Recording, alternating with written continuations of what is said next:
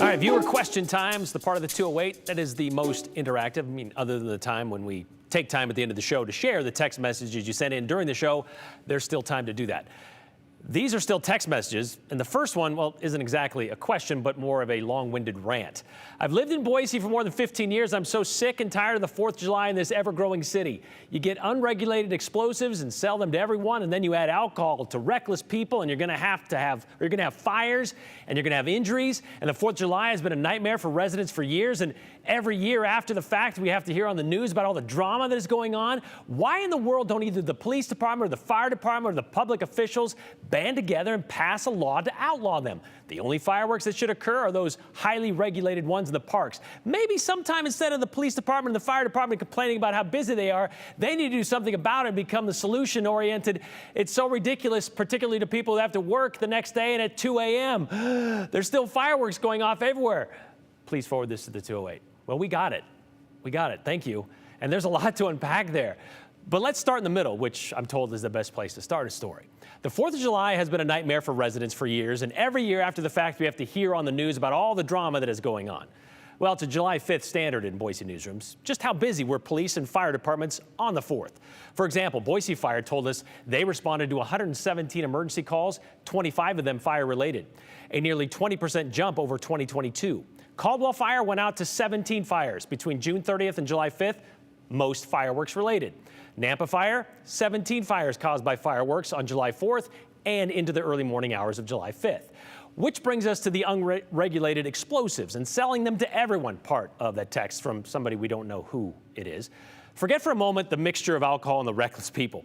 Fireworks were actually regulated in Idaho 26 years ago with the Fireworks Act of 1997.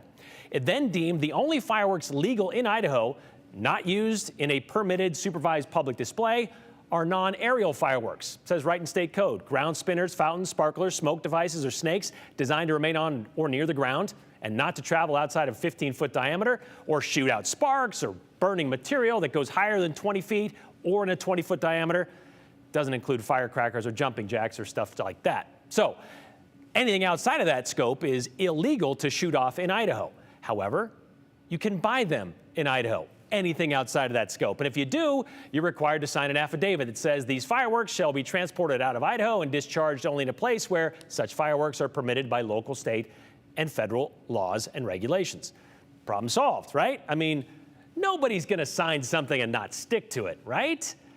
As evidenced by this video from a Meridian neighborhood Tuesday night. Some pretty loud explosives. And you probably stand up at any high point across the valley and see it. This one from last year, 2022. Fireworks scattered all across the Treasure Valley from backyards and neighborhoods, not from publicly permitted sanctioned events. Finally, why in the world don't either the police department or the fire department or the public officials band together and pass a law to outlaw them? That's the question. Well, maybe sometime instead of the police department, the fire department complaining about how busy they are, they need to do something about it and become solution-oriented, says the text. Well, 6 years ago, they tried. Then Boise Fire Chief Dennis Doan was at the forefront of getting the selling and using aerial fireworks thing on the same page. In 2017, Representative Matt Erpelding from Boise tried to introduce a bill that made them both illegal, kind of meshed the two rules together. In February of that year, the second month of the legislative session, it was brought up in the House State Affairs Committee. But it didn't even get enough votes to get officially introduced as a bill. 6 in favor, 9 against. So there isn't even any public record of it happening. But we covered it then, and then Fire Chief Dennis Doan was beside himself. Why do we have something illegal already, deemed by the Idaho State Legislature in state law that's illegal, but we're going to allow the sell? So we were trying to close that loophole.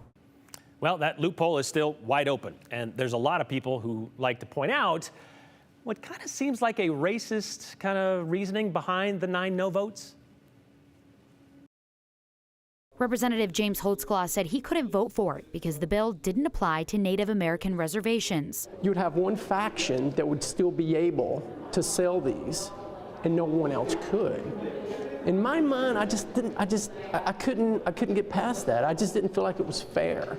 Are we going to continue this uneven playing field where the tribes are given exception because we have no jurisdiction over them, and we continue to regulate private parties to the disadvantage of private parties? It's very short-sighted to say that because you could still sell them on the reservations, we should just allow them to be sold here. So, see, anonymous texter, the fire department at least tried, and so did some lawmakers. But we're sorry you were kept awake by the sounds of fireworks on the 4th of July. I can only imagine what time you usually go to bed when you have to be at work at 2 a.m. But it's not like there aren't already rules in place, and those have tried to make them even stricter. By the way, there's not been another attempt to restrict the sale of aerial fireworks in Idaho since 2017.